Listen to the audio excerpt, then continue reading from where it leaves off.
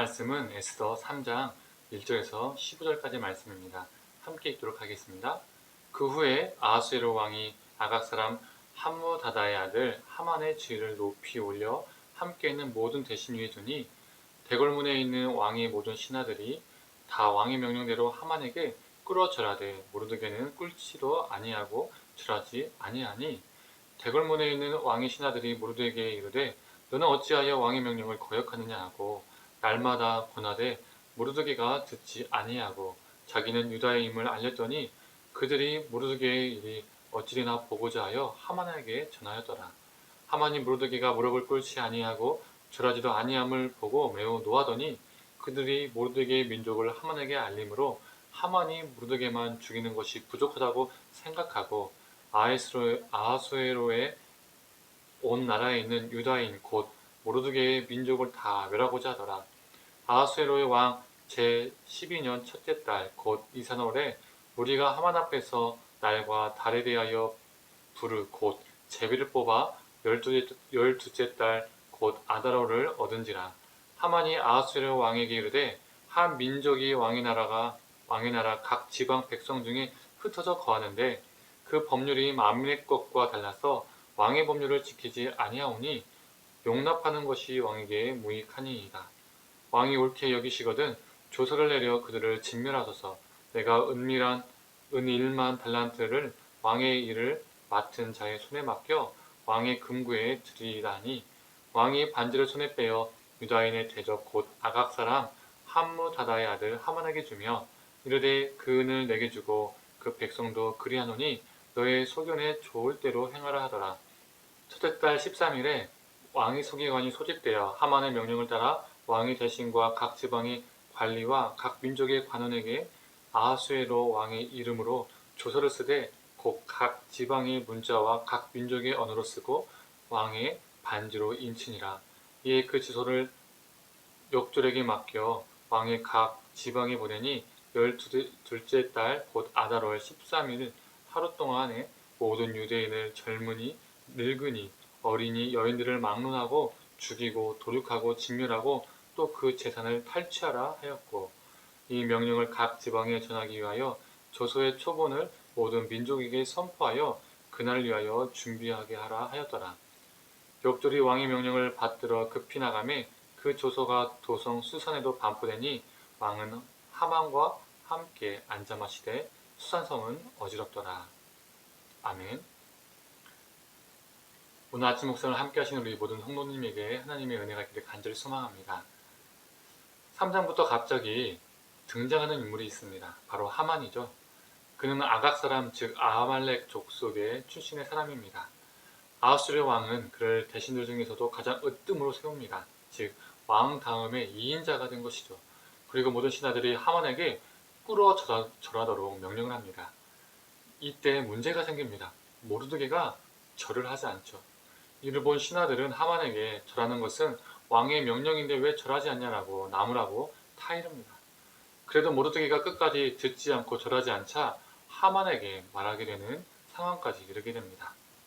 다른 신하들이 하만에게 모르드게가 절하지 않는다는 사실을 알렸을 때 처음에는 한 개인인 모르드게에게 분개하다가 그가 유대인이라는 사실을 알고는 한 개인이 아니라 민족적으로 갑자기 확장을 시켜버립니다. 하만은 유대 대학살 계획을 품게 됩니다. 그리고 계획을 짜고 제비를 뽑아 대학살의 날까지 정합니다. 참 웃기는 것은 한 나라의 신하가 왕에게 먼저 고하고 허락을 맡은 후에 계획을 짜는 것이 아니라 왕에게 고하기 전에 미리 계획을 짜고 날짜까지 정하고 그 후에 왕에게 고한다는 것이죠. 여기서 이 하만이 무소불위의 권력을 가지고 있다는 것을 간접적으로 알 수가 있습니다. 하만은 왕에게 왕의 법률을 지키지 않는 민족이 있는데 진멸할 조서를 내려줄 것을 말하며 은 1만 달란트를 주겠다고 왕에게 제안을 합니다. 여기서 1만 달란트는 은 300톤을 말합니다. 그 당시 페르시아 즉 바사 제국의 1년 세입의 70에서 100% 정도 해당되는 금액이라고 합니다. 한 개인이 동네도 아니고 대제국의 1년 세입에 맞먹는 금액을 가지고 있다는 게 말이 될까요? 그리고 그게 전체 재산이었을까요? 자신의 자산 중에서 일부를 왕에게 준다고 했을 겁니다. 그렇다면 그의 전체 자산은 훨씬 더 많이 있다는 것을 우리는 추정할 수가 있죠. 사업을 하는 사람도 아니고 한 나라의 신하인 그가 어떻게 이렇게 많은 돈을 가질 수가 있었을까요? 현실의 대기업의 회장들의 자산도 국가 세입에 맞먹는 금액을 개인적으로 가지고 있지는 않습니다. 못합니다. 그런데 이 하만에게 그게 다 어디서 나왔을까요? 하만은 그 많은 재산을 어떻게 모았을까요? 원하겠지요. 백성들의 피와 땀을 쪽쪽 뽑아 먹었겠지요. 땅과 재산을 빼앗고 빼앗았겠지요. 자신의 재산을 증식하는데 온갖 불의와 불법을 다 저질렀을 겁니다. 그리고 하만은 은 1만 달란트를 왕에게 주는 것을 손해라고 생각하지 않았을 겁니다. 왜죠? 다시 똑같은 방법으로 빼앗으면 되기 때문입니다. 실제로 13절에 나오고 있습니다. 왕은 하만의 제안에 네가 하고 싶은 대로 다 하라라고 말하고 하만은 왕의 조서에 유대인들을 다 도륙하고 진멸하고 그들의 재산을 빼앗으라라고 말합니다. 왕이 네 마음대로 하라고 했으니까 그 빼앗은 재산의 대부분은 누구의 것이 되겠습니까? 바로 하만의 것이 되겠죠. 참 악하고 간교한 사람입니다. 이렇게 조서가 전국 각 지역에 보내지고 수산성에도 그 조서가 공포가 되었습니다. 15절에 수산성은 어지럽더라, 즉 그 성이 시끄럽고 술렁이고 소란스럽다는 겁니다. 유대인들은 공포에 떨었을 것이고 유대인들이 아니어도 그들과 가까운 많은 사람들이 공포에 떨었겠지요. 그렇게 백성들이 죽음에 대해 공포를 느끼고 술렁일 때에 왕과 하만은 무엇을 하고 있었을까요? 술잔치를 벌이고 있었습니다. 악의 절정을 보여주고 있습니다. 죄의 둔감한 그리고 그 악을 즐기고 기뻐함을 오늘 본문이 보여주고 있죠. 이렇게 유대인들에게는 죄악의 어두움이 짙어졌고 절망의 상황이 다가왔습니다. 그러나 우리는 기억해야 합니다. 우리 하나님은 그 어둠 속에서 그 절망 속에서 일하시는 분입니다. 악을 즐겨하는 인간이 있다면 선을 기뻐하시는 분이 있습니다. 그분이 바로 우리 하나님이십니다. 그래서 우리 하나님은 그 악을 선한 역사로 바꾸어 가시는 분입니다. 왕의 어두움과 하만의 악한 간교함이 하나님의 선하심을 이기지 못합니다. 조서가 내린 후 11개월 후에 대학살이 실행되는데 그 11개월은 유대인들에게는 고통의 시간이었지만 또한 반대로 하나님이 일하시는 시간이기도 했습니다. 우리가 고통 가운데 있을 때 우리 하나님은 우리를 위해서 분명 일하십니다. 그리고 우리를 선하게 이끄십니다. 낭망되고 지친 성도님들 계십니까? 누군가의 악함 때문에 아프고 절망한 분들이 계십니까? 우리 하나님은 우리를 선하게 이끄시기 위해서 분명 저와 우리 성도님을 위해서 조용히 일하고 계십니다. 이것을 믿고 하나님을 의지하여 나아가는 저와 우리 성도님 되기를 간절히 축원합니다. 우리 삶의 끝에는 분명 승리가 기다립니다. 기도하겠습니다.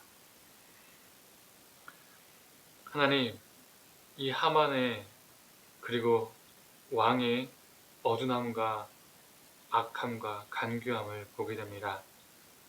그래서 유대인들에게는 죽음의 날이 절망의 날이 가까워졌고 11개월 동안이라는 그 고통의 시간을 보내야 했습니다. 하지만 하나님, 그 고통의 시간이 인간에게는 너무나 힘든 시간이었지만 하나님께서는 그 시간에 일하시고 돌보시고 상황을 역전시킬 것을 우리가 또 보게 됩니다. 하나님, 우리 삶 속에서 누군가의 죄악과 또 누군가의 경솔함과 어리석음과 악함으로 인해서 우리가 때로는 상처받을 때가 있습니다. 또 아파할 때가 있습니다. 또 우리가 불의와 불법에 악에 타협하지 않으므로 때로는 불이익을 당하고 손해를 보고 낙심할 때도 있습니다. 하나님, 정말 이러한 상황 속에서 우리가 바라볼 것은 다른 무엇이 아니라 하나님임을 고백합니다.